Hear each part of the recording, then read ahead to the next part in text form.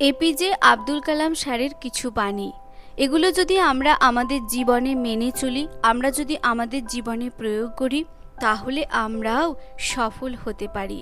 বা আমাদের খারাপ সময়ে আমরা যদি এই বাণীগুলো শুনি, তাহলে অনেকটা মানসিক শান্তি অনুভব করতে পারি।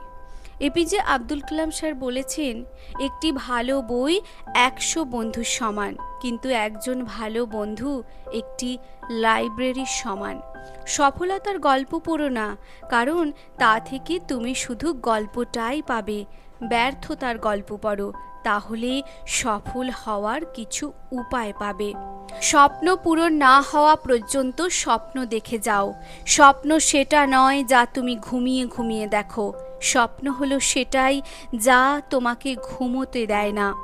মানুষ তার ভবিষ্যৎ পরিবর্তন করতে পারে না, কিন্তু মানুষ তার অভ্যাস পরিবর্তন করতে পারে, আর অভ্যাসই মানুষের ভবিষ্যৎ পরিবর্তন করতে পারে।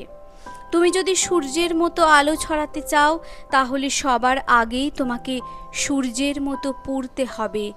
উদার ব্যক্তিরা ধর্মকে ব্যবহার করে বন্ধুত্বের হাত বাড়ায়, কিন্তু সংকীর্ণ মনস্করা ধর্মকে যুদ্ধের অস্ত্র হিসাবে ব্যবহার করে। জীবন এবং সময় পৃথিবীর শ্রেষ্ঠ শিক্ষক। জীবন শেখায় সময়কে ভালোভাবে ব্যবহার করতে, আর সময় শেখায় জীবনের মূল্য দিতে। কঠিন কাজে আনন্দ বেশি পাওয়া যায়, তাই সফলতার আনন্দ পাওয়ার জন্য মানুষের কাজ কঠিন হওয়া উচিত। প্রথম সাফল্যের পর কখনোই বসে থেকো না, কারণ দ্বিতীয়বার যখন তুমি ব্যর্থ হবে, তখন অনেকেই বলবে প্রথমটিতেই শুধু ভাগ্যের জোরে সফল হয়েছিলে।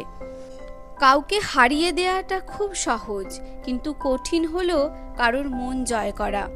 তুমি যদি তোমার কাজকে স্যালুট করো, তাহলে দেখবে তোমাকে আর কাউকে স্যালুট করতে হবে না। কিন্তু তুমি যদি তোমার কাজকে অসম্মান করো, অমর্যাদা করো, ফাঁকি দাও, তাহলে তোমাকে সবাইকে স্যালুট করতে হবে।